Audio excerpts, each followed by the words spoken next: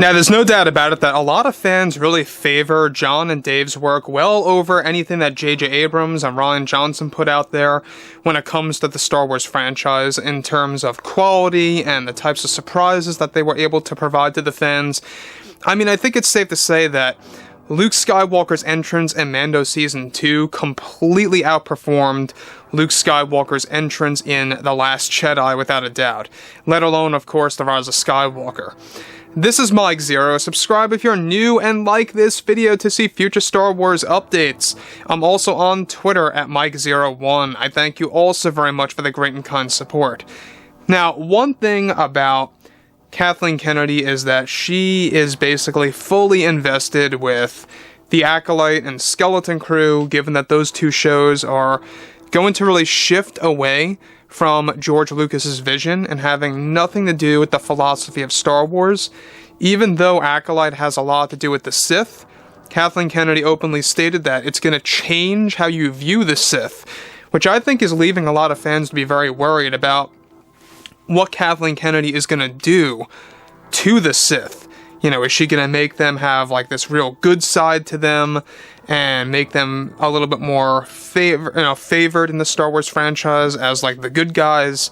That's what a lot of fans are beginning to believe what Kathleen Kennedy means by changing the Sith. But anyways, preventing from going off topic here, let's focus on what's really going on. Now, Disney CEO Bob Iger, he's been a lot more talkative as of late, revealing and teasing a lot of the plans in the works about what's coming for the future of Star Wars and what's really coming for Jon and Dave's work, etc.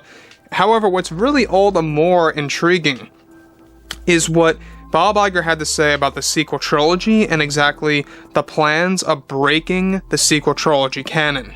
Now, right now, Favreau and Filoni are getting ready to make big revelations to the Star Wars franchise, using big twists and turns in Mando 4 and Ahsoka. Now, it's described, however, that in a recent interview with Disney CEO Bob Iger, he went on to confirm something big about the sequel trilogy and what Jon and Dave have planned out for the future. Iger went on to state the following: "What we have planned with Mr. Favreau and Filoni is going to be astonishing to fans.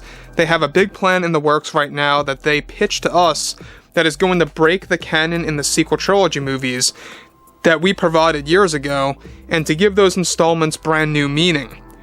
Now, these canon-breaking plans are said to have been necessary from Jon and Dave, that have been presented to me, that's going to allow them to tell these proper ways of storytelling with their new Star Wars TV shows that will change the face of the sequels and its backstory." So let me just stop here for 1 second. Now, Bob Iger saying here that this was necessary for Jon and Dave to tell a proper way of storytelling with their upcoming shows. Now, we already know that a lot of retcons are being made toward movies like The Last Jedi and The Rise of Skywalker, and just the sequel trilogy overall, basically, right? But the way of breaking up the canon, alright, by Jon and Dave is a big deal. And some fans may not like that. You know, there are a handful, I wouldn't say it's the majority, but there's a handful of sequel trilogy fans, and I would imagine they wouldn't want much of that changed. But the majority of us, I think that we're going to actually have that with open arms. You know, we're going to be welcoming all of that.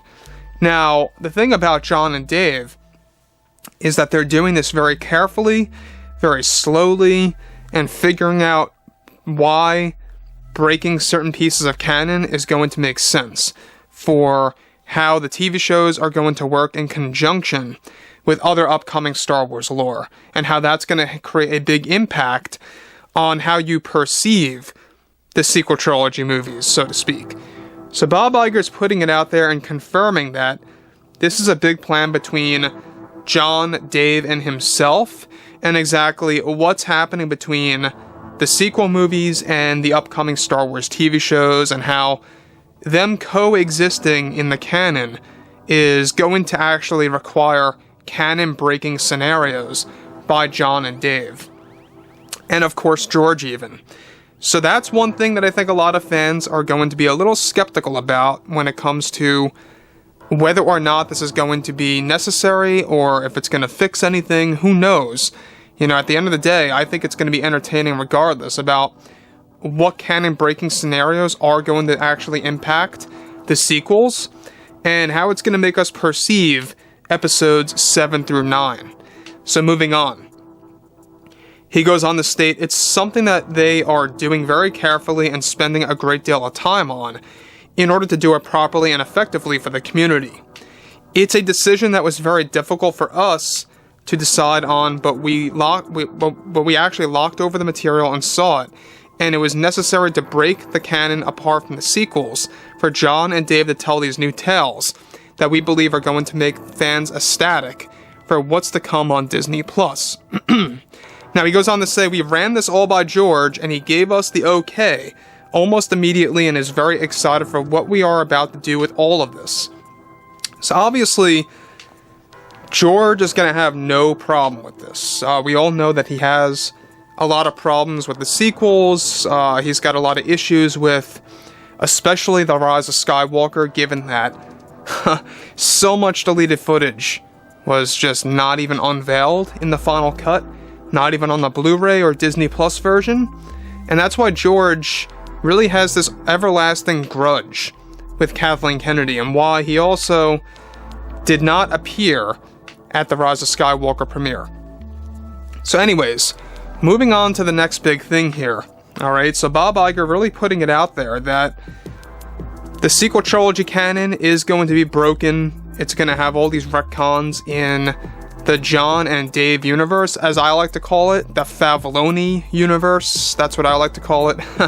But in there, you're going to have a lot of canon-breaking moments, a lot of retcons, a lot of changes in the overall timeline that's going to really deeply impact how you actually watch and view the sequel trilogy films. So just keep that as an open mind there, that these changes were necessary by John and Dave. They couldn't find an avenue of avoiding that, and this is basically their go-to on how they can really establish a proper timeline.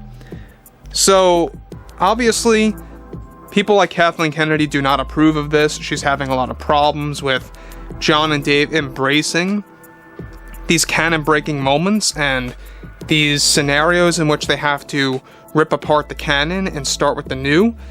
I think it's great. I think it's going to be healthy for the franchise as long as it fits the story and it kind of puzzles in very, effectively for the fan base. I think it'll be a-okay. It's just a matter of whether or not they're going to be able to execute all of this smoothly and properly for the fans. That's going to make them easily understand everything. We already know that Mando 4 and Ahsoka is going to have a lot of twists and turns. It's going to deeply impact all movies of the Skywalkers involving the sequels. So, anyways, with that being all done and said, I would really like to hear what you guys have to say about all of this below in the comments. And if you guys did enjoy the content for today, make sure to drop a thumbs up on this video to support the channel. I thank you all so very much for the kind support, and I'll catch you guys next time.